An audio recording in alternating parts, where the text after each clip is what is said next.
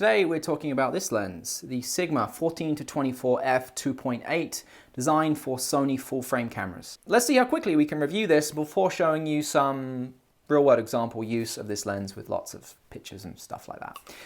All right, here we go. So the Sigma 14-24 F2.8 for Sony full frame. I believe this is the widest F2.8 Sony autofocus full frame lens that you can buy right now. It's 1550 US or 1800 Canadian. Other lenses in this category would be the 17-28 Tamron F2.8 or the Sony 16-35 F4, my current wide angle lens of choice.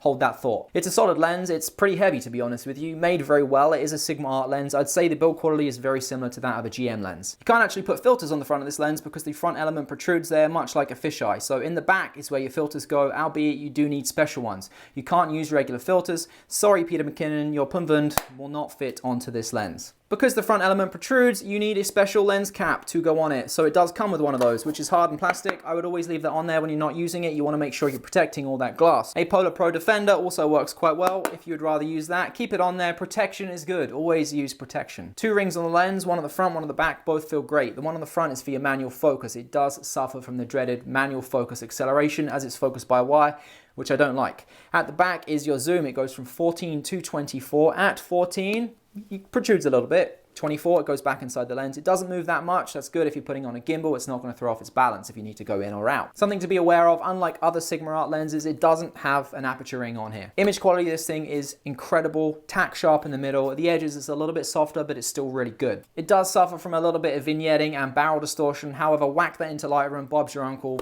Problem fixed. Autofocus is fast and accurate, not quite as good as a Sony native lens, but still very impressive for a third-party option. I'll be frank with you, this is not a good lens for you if you're looking for a portrait lens, at least at 14mm. It is going to be a good lens for vlogging, however, super wide with nice background separation because it is an f2.8 lens and the autofocus works really well.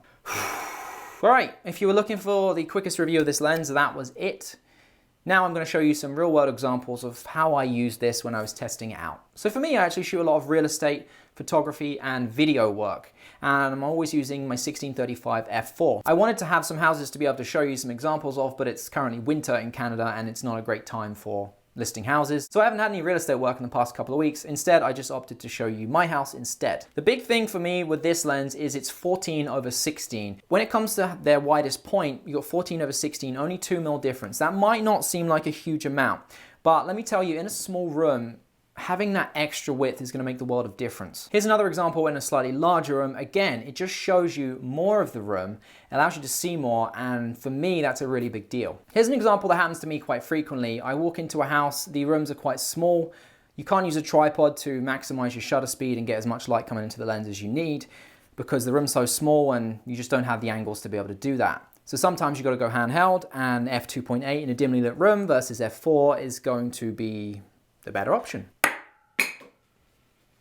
Outtakes. I did have the 17-28 Tamron before, which was an f2.8 as well, but I ended up selling that to keep this because I value 16 more than I valued 17. However, now this, the 14-24, is wider and it's an f2.8. So this is a way better lens for certain situations than this is going to be. So I'm thinking now when I send this back to Sigma, I'm probably going to sell this and buy this because this is more versatile than this is. And that's why you should be buying a lens. Sometimes you have a problem or sometimes you need something that you're not currently getting, which I'm not.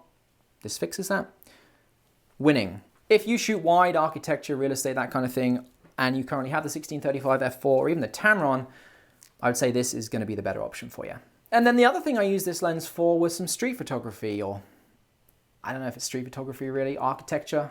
It's in the street. I just didn't really shoot people. It was mostly buildings and stuff that was wide. So whatever it was, I shot it in Toronto at nighttime. So it was a bit of a test for this lens. I haven't really shot any nighttime street stuff before.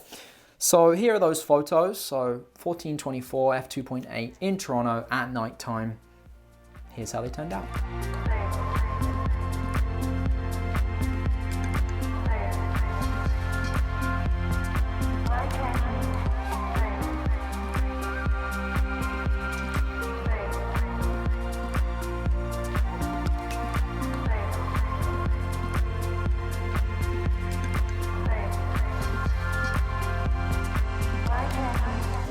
So there we go, that is the 14-24 f2.8. If you're thinking about picking up this lens, It's a really, really nice lens, to be honest with you. If you like those super wide shots, if you do a lot of real estate, you like architecture, you need that low light ability, you just want a super wide gimbal shot or something, honestly, I think that's probably the best one out there right now that you could probably get. So if you are thinking about picking up this lens, there is a link down below for you, both B&H and Amazon. Otherwise, I appreciate you watching today.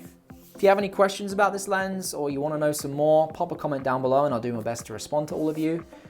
Otherwise, I'll see you guys in the next video. See you later.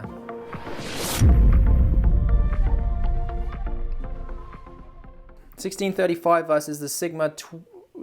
No, it's not a 20, is it? It's a 14. Polar Pro Defender also works quite well. If you like ASMR.